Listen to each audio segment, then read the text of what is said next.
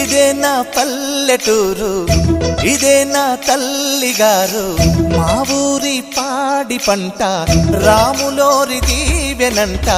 తల్లి గోదావరి నీళ్ళు కడిగే సీతమ్మ పాదాలు, ఊరంతా హాయ్ హాయ్ హాయ్, మనసంతా హాయ్ హాయ్ హాయ్. ఇదే నా పల్లెటూరు, ఇదే నా తల్లిగారు, మా ఊరి పాడి పంట రాములోరి దీవెనంట.